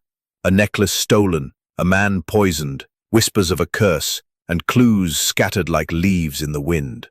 But the truth, it is not scattered. It is precise, logical, and inevitable. I, Hercule Poirot, shall now reveal what truly happened at Ashbourne Hall." The room was still, every eye fixed on the diminutive Belgian. Hastings, standing near the fireplace, felt his pulse quicken, knowing Poirot's revelations were always as dramatic as they were meticulous. "Let us begin with the crime," Poirot said, his hands clasped behind his back. "Thomas Grayson, a loyal valet, was found dead in the library, poisoned by cyanide in a glass of brandy. The glass, wiped clean of fingerprints, suggested a careful murderer. The Ashbourne necklace, a priceless heirloom, was stolen from the safe, replaced with a note, 'The curse claims its own.' At first it seemed a simple theft gone wrong, but the little grey cells, they saw deeper." He paced slowly, his gaze sweeping the room. The clues, they were many.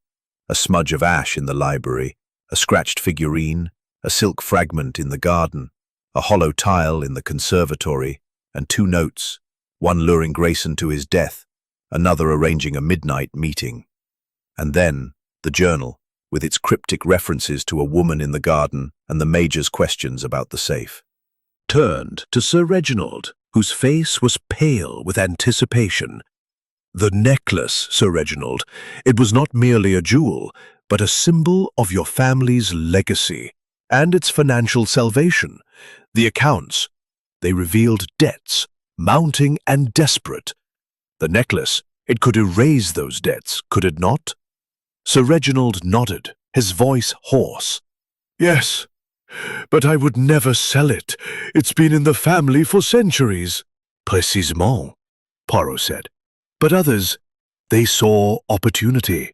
Let us consider the Major, Charles Ashbourne."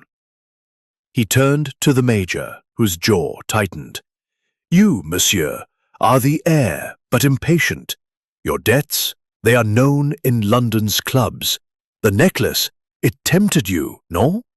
The Major's eyes flashed. "I told you, I didn't need it. I've got my own means."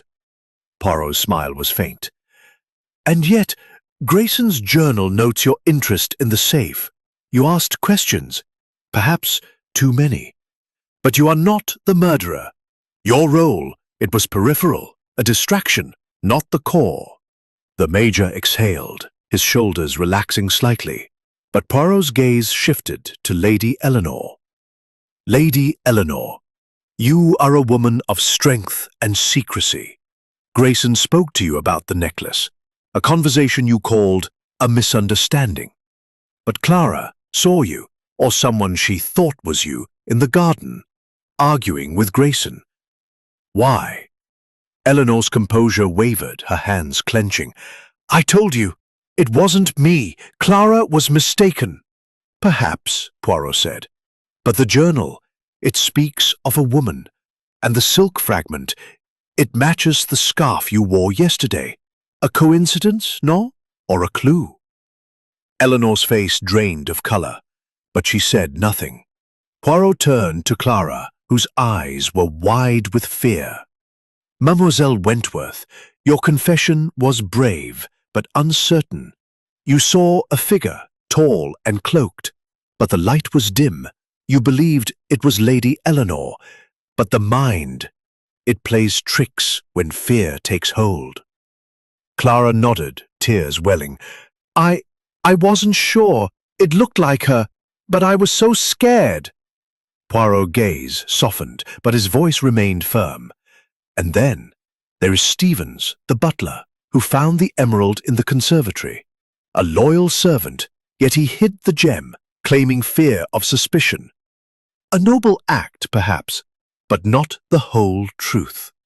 Stevens stood rigidly, his face ashen. I spoke the truth, sir. I found the emerald and hid it to protect the family. Poirot's eyes gleamed. And yet the truth, it is more complex. Let us reconstruct the night of Grayson's death. At 8 o'clock, Grayson was seen preparing a tray with brandy and a glass. A note. Poirot paused, his gaze sweeping the room. The ash. It was not from a cigarette or cigar, but from incense, burned to create the illusion of a curse. The note in the safe, the whispers of a haunted necklace, these were theatrics, designed to distract, but the little grey cells, they see through such tricks. He turned to the fireplace, gesturing to the hearth. The ash, it was a clue to the murderer's presence. And the figurine, the shepherdess, it was moved, scratched, because it was used to conceal something. Not the necklace, but a vial of cyanide, hidden in its hollow base. A gasp rippled through the room. Poirot continued undeterred. The necklace was stolen, yes, but not for profit alone. It was a diversion, a means to an end. The true motive was personal. Jealousy, betrayal, a secret that Grayson uncovered. He turned to Lady Eleanor, his voice steady. Lady Eleanor, you were in the garden with Grayson 3 nights before his death. You argued not about the necklace, but about a secret you wished to keep hidden, a secret Grayson threatened to reveal. You are a woman of independence, but also of passion. You loved another, did you not? A man who is not here, but whose presence lingers in your heart. Eleanor's face crumpled, tears spilling. How did you know? She whispered. Grayson. He saw us together in London. He threatened to tell father, to ruin everything. I begged him to stay silent. And so, Poirot said, you planned his death. You wrote the note, luring him to the library.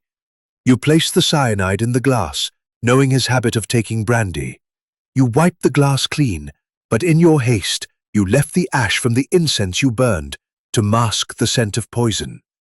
The figurine, you used it to hide the vial, but you scratched it in your nervousness. Eleanor sobbed, shaking her head. No, I didn't mean to kill him. I only wanted to frighten him, to make him leave. The cyanide, it was meant to make him ill, not... Poirot's voice was gentle but unrelenting. But you miscalculated, Lady Eleanor. The dose, it was too strong. And the necklace, you took it to create the illusion of theft, hiding the emeralds in the garden, piece by piece, to be retrieved later. Sir Reginald rose, his face a mask of anguish. "Eleanor, is this true?" Eleanor collapsed into a chair, her sobs racking her frame. "I'm sorry, Father. I never meant for this." Poirot turned to the others.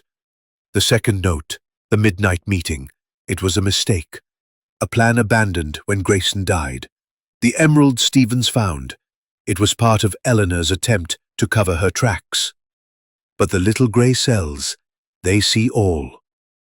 The heart, mon ami, it is a dangerous thing when it loves too fiercely. The household dispersed, their faces etched with shock and sorrow. Hastings felt the weight of the resolution, but also the clarity of Poirot's genius. The mystery of Ashbourne Hall was solved, but the scars it left would linger long after the detective's departure. Chapter 11. The Reflection. The morning after Lady Eleanor's confession dawned with a deceptive calm over Ashbourne Hall, the sky a clear expanse of blue that belied the storm of emotions that had raged within its walls the previous night. The grand estate, with its ivy-clad stone and manicured gardens, stood as a silent witness to the unraveling of its secrets, now laid bare by the relentless logic of Hercule Poirot. Captain Hastings, seated in the drawing-room with a cup of tea grown cold, felt the weight of the case's resolution, a mix of satisfaction and melancholy. The truth had been uncovered, but at a cost to the Ashbourne family that would linger long after Poirot's departure. Poirot himself stood by the tall windows, his small frame outlined against the morning light, his hands clasped behind his back. His moustache was as immaculate as ever, but his green eyes held a reflective depth, a sign that the little grey cells, though triumphant, were now contemplating the broader implications of the affair. Hastings knew this mood well.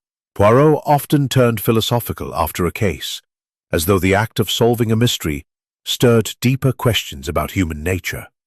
"Mon ami," Poirot said, turning from the window, "the case of the haunted necklace? It is concluded, yet it leaves a shadow, does it not? The heart, it is a fragile thing, capable of great love and great destruction." Hastings nodded, setting his cup aside. It's hard to believe Lady Eleanor could go so far. She seemed so composed, so above it all. But love, as you said, can drive people to desperate acts. "Précisément," Poirot said, his voice soft but firm. "Love, it is a motive as old as time, yet it wears many masks: passion, jealousy, fear of loss. Lady Eleanor, she sought to protect her secret, her love, but in doing so, she lost her way. The necklace, it was a diversion, a means to obscure the truth. But the truth, it always finds a way." Hastings leaned forward, his soldier's pragmatism tempered by curiosity. "The clues, Poirot, the ash, the figurine, the silk fragment. How did you know they pointed to Eleanor? It could have been anyone." Poirot's lips curved into a faint smile, and he gestured for Hastings to join him at the window. "The clues, mon ami, they are like stars in the night sky. Each alone seems small, but together they form a constellation. The ash, it was not from a cigarette or cigar." Library well. The silk fragment, it matched a scarf, a careless oversight. And the journal, Grayson's words about a woman in the garden, they pointed to a secret that only Eleanor had reason to hide. Hastings shook his head in admiration. "You saw it all from the start, didn't you? The way you set that trap with the cipher, it forced her hand." Poirot's smile faded, his expression turning serious. "The trap, it was necessary, but it is not a thing I enjoy. To provoke the guilty, to stir their fear, it is a delicate balance. Lady Eleanor, she was not a hardened criminal, but a woman driven by passion and panic. Her mistake was in underestimating the little grey cells." The door opened and Sir Reginald entered, his face haggard, his cane tapping heavily on the floor. "Mr. Poirot," he said, his voice weary, I owe you my thanks, though it pains me to say it. You've uncovered the truth, but at what cost? My daughter, my family. Poirot bowed slightly, his tone gentle. Sir Reginald, the truth, it is a bitter medicine, but it heals. Lady Eleanor, she will face justice, but she is not without redemption. Her intent was not to kill, but to frighten. The courts, they may show mercy. Sir Reginald's eyes glistened, and he sank into a chair. I should have seen it. The strain, the secrets, the necklace. It was a curse in its own way, wasn't it? Poirot's gaze softened. The curse, it was not in the jewels, but in the desires they awakened. Greed, fear, love. These are the true curses, monsieur. But you must rebuild. The Ashbourne name, it will endure. As Sir Reginald nodded, his head bowed, Poirot turned to Hastings. Come, mon ami, let us walk in the garden. The air, it clears the mind. They stepped into the gardens, where the roses bloomed with defiant beauty despite the turmoil of the past days. Poirot paused by the conservatory, his eyes lingering on the stone path where the scratch had been found. The garden, he said, it was the stage for so much of this drama, the whispers, the hiding, the secrets. Yet it is also a place of renewal. Life, it persists, even after tragedy. Hastings glanced at his friend, sensing the weight of his words. You sound almost poetic, Poirot. Do you ever tire of these cases, the darkness they uncover? Poirot's eyes twinkled, though his expression remained somber. The darkness, it is part of the human condition, Hastings. But the light of truth, it is what drives me. To bring order to chaos, to find justice where there is pain. This is the work of Hercule Poirot. The little grey cells, they do not rest, for there is always another mystery, another heart to understand. They walked in silence for a moment, the crunch of gravel underfoot a steady rhythm. His daughter's betrayal. The mystery had been solved, but its echoes would linger. As they reached the edge of the garden, Poirot stopped, his gaze fixed on the horizon. This case, it reminds us, Hastings, that the human heart is a labyrinth. We navigate it with care, for even the guilty are not without their humanity. Hastings nodded, his respect for Poirot deepening. What now, Poirot? Back to London? Oui, Poirot said, adjusting his hat with a precise gesture. But first, a moment to reflect. The world, it moves on, and we must move with it. But the truth, it remains, always. They turned back toward the house, where a car awaited to take them to the station. As they passed the conservatory, Hastings glanced at the fern where the emerald had been found, a final reminder of the tangled web Poirot had unraveled. The Belgian detective walked with his usual briskness, but Hastings knew his mind was already turning to the next challenge, the next puzzle that awaited his singular genius. As they climbed into the car, Poirot glanced back at Ashbourne Hall, its towers stark against the sky. Au revoir, Ashbourne, he murmured. May you find peace, now that the truth is known. The car pulled away, and Hastings settled back, his notebook filled with the details of another triumph for Hercule Poirot. The mystery of the haunted necklace was closed, but the lessons it taught, of love, betrayal, and the relentless pursuit of truth, would remain with him, a testament to the brilliance of the little Belgian detective. Chapter 12. The Aftermath. The sun hung low over the Kentish hills as the car carrying Hercule Poirot and Captain Hastings wound its way from Ashbourne Hall toward the railway station. The estate, with its ancient oaks and ivy-clad towers, receded into the distance, a monument to both grandeur and grief. Inside the car, the air was heavy with the silence of a case concluded, though Hastings sensed that Poirot's little grey cells were still at work, sifting through the nuances of the affair. The revelation of Lady Eleanor's guilt had left the household shattered, and while the truth had been uncovered, its consequences were far from settled. Hastings glanced at Poirot, whose immaculate profile was outlined against the window, his eyes fixed on the passing countryside. "You are brilliant, Poirot," he said, breaking the silence. "The way you pieced it all together, the ash, the figurine, the silk fragment. But I can't help feeling sorry for Sir Reginald. To lose his daughter to such a scandal."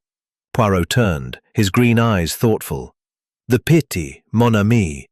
It is natural. Sir Reginald, he is a man of honour, yet he carries the burden of his family's secrets. Lady Eleanor's actions, they were born of desperation, not malice, but the law. It does not forgive so easily as the heart." Hastings nodded, his mind drifting to the scene in the drawing room the previous night. Eleanor's tearful confession, Sir Reginald's anguished cry, Clara's trembling silence. It had been a tableau of raw emotion, a stark contrast to Poirot's calm precision. "Do you think Eleanor will face a harsh sentence?" he asked. Poirot's lips pursed, his fingers tapping lightly on the head of his walking stick. "The courts, they will consider her intent. She meant to frighten, not to kill, and this may soften their judgment. But the theft of the necklace, the concealment of evidence, these are serious crimes. Justice, it must be served, but mercy, it is not impossible." The car jolted over a rut in the road, and Hastings shifted in his seat. "And the necklace? Do you think they'll find the rest of it?" Poirot's eyes gleamed. "The emeralds? They are scattered, but not lost. Lady Eleanor, she hid them in the garden, intending to retrieve them later. The police, they will search, and I suspect they will find more beneath the roses or in the hollows of the conservatory. The necklace, it was her shield, a way to divert suspicion from her true motive." Hastings frowned. "Her love affair? Do you think it was worth all this? Risking everything for a man we've never even met?" Poirot's smile was faint, almost melancholic. "The heart, Hastings. It does not weigh consequences as the mind does. Lady Eleanor, she loved fiercely, and in that love, she saw only the need to protect her secret. Grayson, he was a threat, not to her wealth, but to her future. It is a tragedy, mon ami, that passion can lead to such ruin." They arrived at the station, a small platform nestled in the village of Ashbourne, where the air was crisp with the scent of autumn. As they waited for the train, Poirot's attention turned to a small newspaper stand, where a headline caught his eye. "Ashbourne necklace theft. Police close in on culprit." He purchased a copy, scanning the article with a critical eye. "The press, they are quick to sensationalize," he murmured, "but they miss the human story, the pain, the regret. Lady Eleanor, she is not a villain, but a woman caught in a web of her own making." Hastings glanced at the headline, his thoughts drifting to the other members of the household. What about Clara and the Major, and Stevens? How will they move forward? Poirot folded the newspaper, tucking it under his arm. "Mademoiselle Wentworth. She is young, sensitive, but resilient. Her fear, it was genuine, but her courage in speaking out, it will strengthen her. The Major, he is chastened, his ambitions checked by this scandal. He will inherit, perhaps, but with a heavier heart. As for Stevens, his loyalty to Sir Reginald, it is unshaken, but he will carry the guilt of his silence. They will heal, Hastings, as families do, though the scars remain." The train's whistle pierced the air, and the two men boarded, settling into a quiet compartment.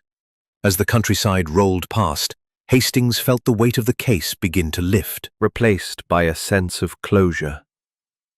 "You know, Poirot," he said, "I thought at first it was the Major, or even Stevens. The way you unravelled it, it's like watching a master painter at work." Poirot's eyes twinkled, though his tone was modest. "The little grey cells, they are merely tools, Hastings. The art, it is in seeing the human soul, the motives, the fears, the desires. This case, it was not about the necklace, but about the heart that coveted it, and the heart that sought to protect its own." The train rattled on, carrying them towards London, where new mysteries no doubt awaited. Hastings opened his notebook, jotting down the final details of the case, though he knew no words could capture the brilliance of Poirot's mind. The mystery of the haunted necklace had been solved, its curse revealed as a human failing, and while Ashburn Hall would never be the same, the truth had brought a measure of peace. As the train neared the city, Poirot leaned back, his eyes half closed. "The world, it is full of puzzles, mon ami," he said softly. "And we are fortunate to solve them, to bring order where there is chaos. But always, we must remember, the truth, it is not merely a solution, but a mirror to the soul." Hastings smiled, closing his notebook. "Well said, Poirot. Well said." The train pulled into the station, and the two men stepped into the bustle of London, leaving behind the shadows of Ashburn Hall, but carrying with them the enduring light of justice. Chapter 13. The Lingering Shadows. The train's rhythmic clatter had faded into memory as Hercule Poirot and Captain Hastings settled into their familiar London flat, the bustle of the city a stark contrast to the brooding silence of Ashburn Hall. The late afternoon light filtered through the heavy curtains, casting a warm glow over the room's polished surfaces and neatly arranged furnishings. Hastings, seated at a small writing desk, penned the final notes of their recent case, his pen pausing as he reflected on the emotional toll of Lady Eleanor's confession. Poirot, ever meticulous, was arranging his collection of silver-backed brushes, his movements precise, but his mind clearly elsewhere. "Mon ami," Poirot said, breaking the silence. "You are thoughtful. The case of the haunted necklace, it lingers in your heart, does it not?" Hastings set down his pen, his brow furrowed. "I suppose it does, Poirot. We solved the mystery, brought justice to Grayson's death, but I can't shake the image of Sir Reginald's face, his daughter, his legacy, all tarnished. It feels incomplete somehow." Poirot's green eyes gleamed with understanding as he crossed to an armchair, settled, drifting to the Ashburn family. "Do you think they'll recover? Sir Reginald, Clara, the Major? Can they move past this?" Poirot's fingers steepled, his expression contemplative. "Recovery, it is a journey, not a destination. Sir Reginald, he is a man of strength, but the betrayal of his daughter, it wounds deeply. He will rebuild for the sake of his name, but his heart, it will carry the scar. Mademoiselle Wentworth, she is young, fragile, yet her courage in speaking out shows a resilience that will serve her well. The Major, he is pragmatic, he will inherit, but with a humility he lacked before. They will endure, Hastings, as families do, but the shadows of this affair, they will linger." A knock at the door interrupted their conversation. A messenger delivered a telegram which Poirot opened with a deft flick of his wrist. His eyes scanned the brief message and a faint smile curved his lips. "From Inspector Grange," he said, passing the telegram to Hastings. "The police have recovered 3 more emeralds from the garden at Ashburn Hall, hidden beneath a stone bench. The necklace, it is nearly whole again." Hastings read the telegram, his spirits lifting slightly. "That's good news at least. Sir Reginald will have something to hold on to, even if it's just a symbol." "Oui," Poirot said, "but symbols, they are powerful. The necklace, it was the catalyst, but not the cause. Lady Eleanor, she used it to mask her true motive, her fear of losing the man she loved. The emeralds, they will be restored, but the trust, it is harder to mend." Hastings frowned, recalling Eleanor's tearful confession.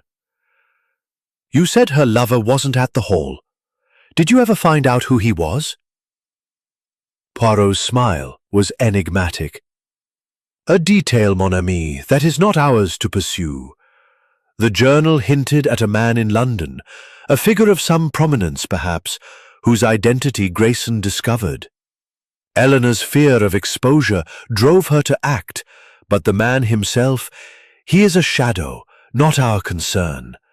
The crime, it is solved, and that is enough. Hastings nodded, though his curiosity lingered. And the curse? The stories about the necklace, do you think there's anything to them? Poirot's laugh was soft, almost musical. The curse, it is a fiction, Hastings, woven by those who seek to explain misfortune.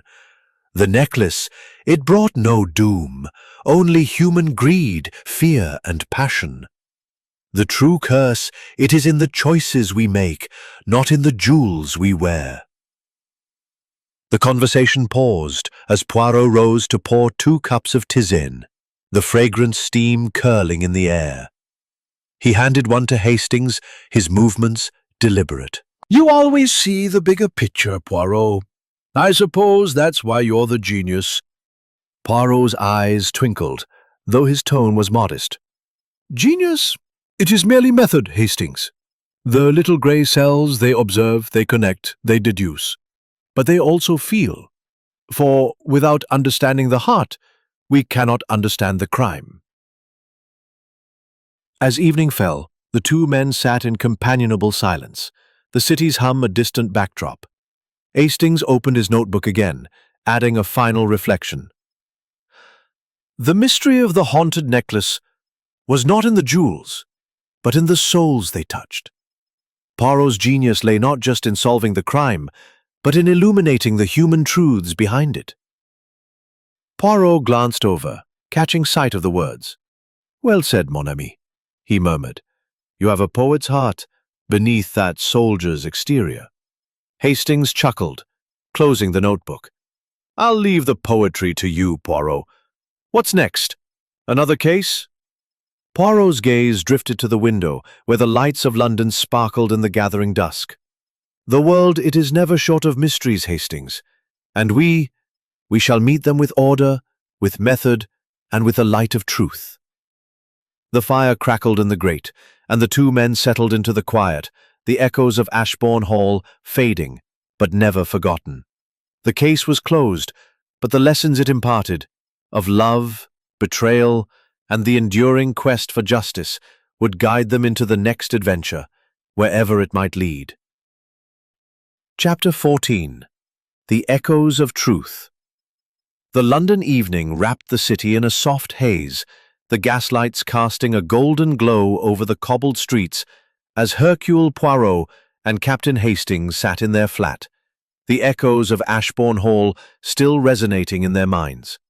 The fire in the grate crackled softly, its warmth a counterpoint to the chill of the case's aftermath. Hastings, his notebook open on his lap, scribbled a few final thoughts, his pen moving with the weight of reflection. Poirot, seated opposite, sipped his tisane, his green eyes distant yet alert, as though the little grey cells were sifting through the final fragments of the mystery. Mon ami, Poirot said, breaking the silence, you write with such diligence. The case, it is closed, yet you feel it is not finished, no? Hastings set down his pen, his brow furrowed. I suppose so, Poirot. We found the truth, but it's left such a mess. Sir Reginald, Clara, the Major, they're all changed by this. And Eleanor. I can't help but wonder what will become of her. Poirot's lips curved into a faint, melancholic smile. The truth, Hastings, it is a double-edged sword. It brings justice, but also pain. Lady Eleanor, she will face the law, but her story, it is not yet over. The courts may show mercy, for her crime was born of passion. Tragedy. Hastings leaned back, his thoughts drifting to the telegram from Inspector Grange, confirming the recovery of more emeralds from the garden. At least the necklace is being pieced together, he said. That must give Sir Reginald some comfort. Oui, Poirot agreed, setting his cup down with a delicate clink. The necklace, it is a symbol of continuity for the Ashbourne family. Its recovery, It is a small victory, but a significant one. Yet, I suspect Sir Reginald values his family's honor more than the jewels themselves. A knock at the door interrupted their conversation. A young messenger delivered a letter, its envelope bearing the crest of Ashburn Hall. Poirot opened it, his eyes scanning the precise handwriting of Sir Reginald. "Listen, Hastings," he said, reading aloud. "Dear Mr. Poirot, I write to express my gratitude, though my heart is heavy. The truth you uncovered has saved my family from further deception, but it has also broken it. Eleanor is in custody, and while I cannot condone her actions, I pray for her redemption. The necklace, or what remains of it, has been recovered, thanks to your guidance. I am in your debt, though I wish we had met under happier circumstances. Yours sincerely, Reginald Ashburn." Poirot folded the letter, his expression somber. "A man of dignity, Sir Reginald. He faces his pain with courage, but the wound, it is deep." Hastings nodded, his thoughts turning to Clara Wentworth's tearful confession and the Major's strained bravado. "Do you think they'll ever trust each other again? The family, I mean." Poirot's fingers steepled, his gaze fixed on the fire. "Trust, it is fragile, Hastings, but not irreparable. Clara, she will grow stronger, her fear replaced by the knowledge that she spoke the truth. The Major, he will learn humility, for this scandal has humbled him. They will rebuild, slowly, as families do when faced with shared sorrow." Hastings glanced at his notebook where he had written, "The truth sets free, but it also binds." "You know, Poirot," he said, "this case felt different. It wasn't just about the crime, it was about the people, their secrets, their hearts." "Précisément," Poirot said, his voice soft but firm. "The crime, it is the surface, but beneath lies the human drama. Lady Eleanor, she acted out of love, but love twisted by fear. Grayson, he was a loyal servant, yet his knowledge made him a threat. The necklace, it was a catalyst, but the true story was in the souls it touched." The firelight danced across Poirot's face, highlighting the lines of experience etched there. Hastings felt a surge of admiration for his friend, whose ability to see beyond the facts to the human heart was unmatched. "You always find the balance, Poirot," he said, "between logic and compassion." Poirot Reveals the truth. Compassion. It understands it. Without both, we are merely solvers of puzzles, not seekers of justice. As the evening deepened, Poirot rose, crossing to the window to gaze at the city below. London. It moves on, Hastings, as we must. The case of the haunted necklace. It is a chapter closed, but the book of human nature, it is never finished. Hastings closed his notebook, the weight of the case settling into a quiet acceptance. "What's next, Poirot? Another mystery waiting in the wings?" Poirot's smile was enigmatic. "Always, mon ami. The world, it is full of shadows, but the little grey cells, they are ready to bring light. For now, let us rest and prepare for what tomorrow may bring." The two men sat in companionable silence. The fire's glow a reminder of the warmth that persisted, even after the darkest truths were revealed. Ashbourne Hall was behind them, but its lessons of love, betrayal, and the enduring power of truth would remain, guiding them into the next adventure in their relentless pursuit of justice. Age of Brain was after the sign story with an mistale grinding others of justice. Into the 10th, gazed at the dying flames, his thoughts lingering on the tangled web of secrets they had unraveled. Poirot, ever the picture of precision, adjusted a silver paperweight on the table, his green eyes reflecting a mind still sifting through the nuances of the affair. "Mon ami," Poirot said, his voice breaking the silence, "you are pensive. The case, it is solved. Yet you feel the pull of its echoes, do you not? Hastings nodded, his expression somber. It's hard to let go, Poirot.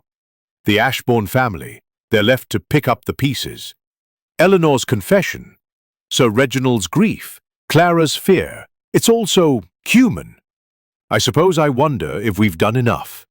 Poirot's lips curved into a gentle smile, though his eyes held a trace of melancholy. Enough, Hastings? We have done what we set out to do. We have brought the truth to light.